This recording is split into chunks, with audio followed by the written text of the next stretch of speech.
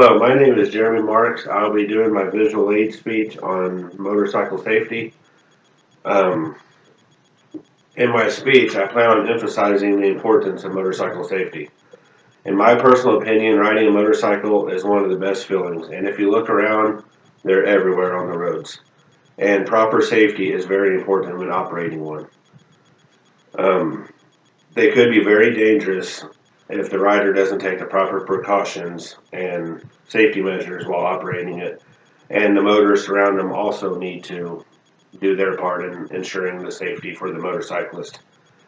Um, I've always believed that a motorcycle is only as dangerous as the person riding it.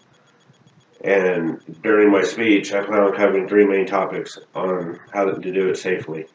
The first topic I plan on doing is knowing the proper riding gear to ride while you're on it, operating the motorcycle safely, and being more aware of the motorists around you. Um, when you're operating a motorcycle, the proper gear is very important. You need to have a helmet, a riding jacket, gloves, long pants, and boots. Each piece does its own part in keeping you safe, like your helmet keeps your head intact if you happen to be in an accident. The pants and jacket just prevent road rash and just small things like that. So they each do an important part in keeping you safe. As I've been told by other people, is you dress for the slide, not the ride, because you have to make sure your body is safe. And one of the main laws they have to follow is helmet laws. Each state could have a different helmet law. So if you plan on traveling cross country or through other states, before you set out on the ride, you need to make sure you know the proper laws. So when you cross that state line, you know, you want to make sure you're in compliance with their state so you don't get in trouble or get a ticket.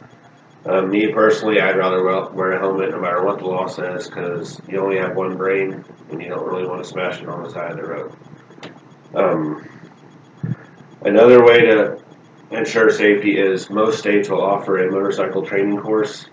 It's usually just like a 2-day course on the weekends, and they just cover the basics of the fundamentals of the motorcycle safety, make you more familiar with it and how to operate it in certain situations. And most motorcycle courses even loan you a motorcycle for the weekend. So even if you want to think about getting a bike, but you're not sure yet, you could pay a couple $100 and do that course. And if you don't like a bike, then you're not out any more money. Instead of going out and buying a motorcycle and realizing you don't like it. And then you wind up with a lawnmower that you can't get rid of.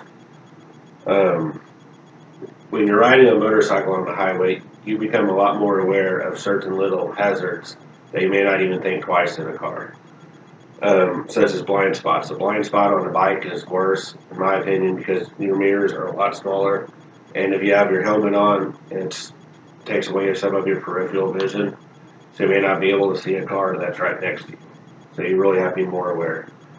And the traffic, when you're in a lot of traffic, you not only have to worry about what you can see, but they can see you, because if a car comes over into you, you may not have the proper reaction time necessary to avoid airflow, something a lot of people don't think of, but like when you're passing an 18-wheeler, the air coming off the semi could actually mess up how your bike is handled. And you have to be thinking proactively enough to maintain the bike properly and not letting it get out from under you and causing an accident. And also just the surface of the road. Little things you don't think about, like potholes or a rock in the middle of the road or a stick. The simplest little things can make your bike get wobbly underneath you or make you lose control and cause an accident. Now, by statistics, motorcycles are one of the most deadly forms of transportation, mostly because if you wreck a motorcycle, there's really nothing keeping you on it. There's no seat belts, there's no windshield to catch you. So basically, if you hit something, you're going for a ride. And best thing you can do as the rider is just wear your gear properly. And, it may help a little bit, but it's better than not having it all and causing serious injury to yourself. The other cars around you, like even being operating a car around a motorcycle, you need to be aware of the bikes around you and be more attentive.